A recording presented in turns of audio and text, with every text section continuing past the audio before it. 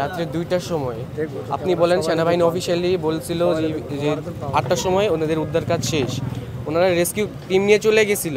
তাহলে রাত্রে 2টার সময় আবার ক্যাম্পাসে পুলিশ কেন ঢুকবে?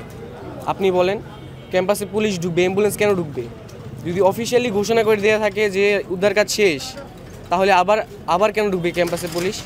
কাউরে কিছু না জানে। উদ্ধার কাজ তো ইভেন তখন যে করতে হবে এমন তো না। যদি সবার সামনে উদ্ধার কাজই করতে হইতো তাহলে পরের দিন করা যেত না, সবার সামনে করা যেত না। রাত্রে 2টার সময় কেন অ্যাম্বুলেন্স ঢুকবে ক্যাম্পাসে? আর ভাই আমি একটা কথা বলতে চাই, প্রশাসন আমাদের কলেজের টিচারদের সাথে, অভিভাবকদের সাথে অত্যন্ত বাজে বিহেভ করছে। এটা কাম্য না, এটা কাম্য না। বাজে বিহেভিয়ার করছে কেন, এটা ওনারা ভালো বলতে পারবেন। আমার দেখার মধ্যে বাজে ব্যবহার করার মতো কোনো কথাই ছিল না, কোনো অপশনই ছিল না বাজে ব্যবহার করার মতো।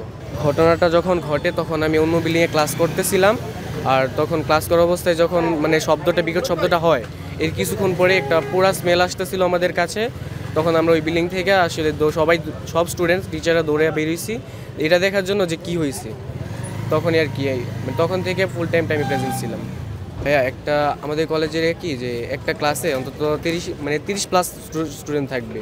প্রত্যেকটা সেকশনে 30 থেকে 40 জন স্টুডেন্ট আসছিল। তো এখানে 2টা সেকশন একদম বাজেভাবে নষ্ট হয়ে গেছে, দুইটা ক্লাস। তো এখানে যদি 35 জন করে স্টুডেন্ট হয়, ওখানে কয়জন স্টুডেন্ট হয়? ওখানে তাহলে টোটাল 70 জন স্টুডেন্ট হয়। 70 জন স্টুডেন্ট বলতে গেলে বলা ঠিক না, বলতে গেলে একদম স্পট। আর আমাদের টিচাররা ছিল, আমাদের স্কুলের পিয়নরা ছিল, আমাদের বিভিন্ন আরও অনেক অভিভাবকরা ছিল এখানে। ভাইয়া এটা 12 নম্বরে তো যা দেখতেছি, তাহলে 100+ হবে।